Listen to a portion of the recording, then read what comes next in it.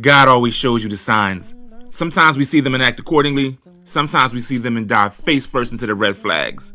Trash the Piece Theater, episode 11, a dirty Jawn and her block and roommate. So back when I was a thug adjacent corner boy, I used to sneak to poetry open mics. We'd all be on the block, and when it was time for me to go perform, I used to lie on my dick like, yo, I'm about to go see a girl right quick. In my mind, I was using a girl as a metaphor for poetry, but in reality, my masculinity was so fragile I was afraid to tell my homies I was writing and performing poetry.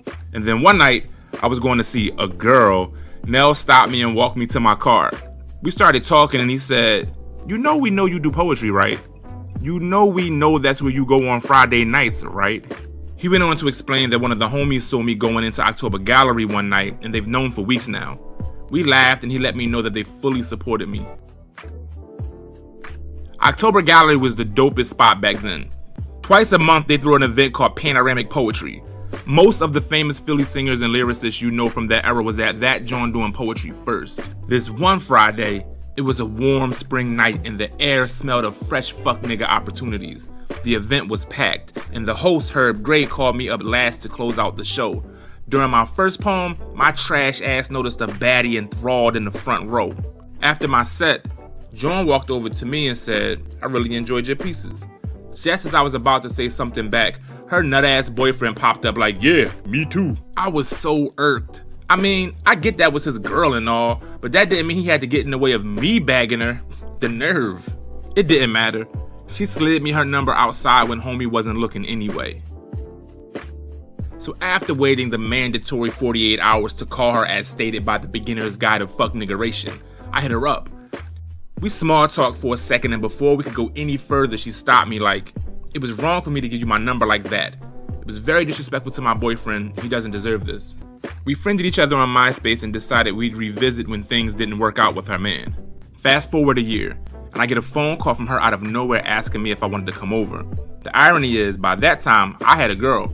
She said she didn't care, but I told her I did. Fast forward like 2 years. I was in Harlem at this dope-ass poetry spot called the Sugar Shack. In the front row, it was like 6 badass Jawns. I focused a little bit harder, and I saw her. She noticed me around the same time and ran right over to me. She was like, you still with that girl? I was like, you single? We made plans to link when we got back to Philly. And we did. I hit her up and she invited me over to her spot in Center City, which I thought was odd since she was a student and those apartments, particularly on her block, were dumb expensive. She said she had never watched The Wire before, so I grabbed the box set and headed her way. I got to her apartment building and she answered the door looking like my next mistake. She hugged me and we walked down the hall toward her place. She didn't have much booty, but what she did have, she was throwing it.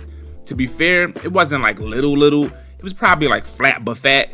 It appeared to be medium. Like medium. We get to the door and she opened it, and at first I was still focused on her little snacky cakes, but then I looked up to see the most filthy apartment I'd ever laid my eyes on. It was shit everywhere. Dishes stacked high, empty food boxes, clothes all over. The only thing clean in the apartment was the couch. She walked in and invited me to sit down, and honestly I was thinking there was a good chance I was gonna catch dysentery if I did, but I probably should have left, but I caulked the wagon and floated my trash ass over to the couch. We popped in The Wire and started watching and talking and ignoring the filth sitting amongst us. I was still curious how she could afford to live downtown when apartments in that area are well over $1,000 for a tiny studio. So I asked her, oh, the owner of the building is a married old white man who has a crush on me. So I give him some every once in a while and he lets me stay here for $500 a month. That's not gonna be a problem, is it? We kept watching The Wire, and after a while she started touching my leg, and then the peen. And I was thinking that I never got laid in a waste management facility before, but I mean, first time for everything. And just as I was about to make a move, a big ass roach walked across the TV screen. And it didn't keep going. It stopped mid-screen and started looking at us. My nigga was just chilling on McNulty's face trying to get a free peep show. And I looked at her, and she's looking at the TV with the roach on it, the TV with the roach looking at us looking at it, and she didn't say anything, didn't acknowledge it, didn't try to kill it, just let homie chill there like he was paying rent. And that's when she straddled me, either to distract from the roach or to give her roommate who was still staring at us a good show. She stood up and started giving me a striptease. Took off her pants to reveal some turquoise boy shorts, and I was right about the medium booty. She started touching on herself, and normally that would have been a turn on, but all I could think about was Randy the Roach, who was still right there. She hopped back on me again and started kissing on me. She went to unzip my pants, but me and Rakeem Roach locked eyes again and the peen went. I had to get the fuck out of there. So I told her I was hungry, took her down the street to get some Japanese food, ate, walked her back to her door, and went smooth the fuck home. The end, you would think. 2 days later, she posted a sexy ass pic on MySpace and my goofy ass fell right into the thirst trap. I called her and immediately invited her over to my spot. She came through, so I put the wire on again. And as soon as we started toward the path of sexy time explosions, the same scene with McNulty came on again and my mind instantly went back to Robert Barochian. And I went insta-soft. The D went on strike. My dick was like, if you wanna fuck Roachy Rachel, that's on you. Leave me the fuck out of it. I ended up just taking Shorty to Chili's to get a grub. The end, you would think. A few months later, I'm in a club with my homies and I saw her and her friends. We flirted and started dancing. She put that little tiny hiney on me and my D was like, fuck it, third time's a charm. We went back to my spot and I refused to turn the TV on. Fuck McNulty. We went straight to the bedroom and got it in. And that shit was the fucking worst. I mean, horrible.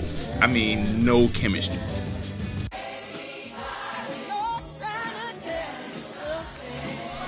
I brought out my acting skills after a while, faked climax, and quick flushed the condom down the toilet as she was still laying there. The fuckboy gods tried to warn me with all those red flags, but real niggas don't follow instructions. We talked the following week, but I kept making excuses why I couldn't get together with her again, and then made hella excuses going forward for months. Every now and again, she pops up in my feed, still looking like a whole ass snack. She moved to New York and actually got casted in a Broadway play, so I hit her up to congratulate her. She thanked me and invited me to come chill with her in Brooklyn. I curved that shit though. The sex could have been better the second time, but I was more concerned that Rondell Roach was probably still living with her, ready to cock block like, sucks to suck. Thank you so much for watching Trash to Peace Theater. Please like, comment, follow, and subscribe. Also, please consider donating to our Patreon to help the channel grow. Patreon patrons receive additional bonus episodes, so there's that too. This is all possible because of your support. Thank you.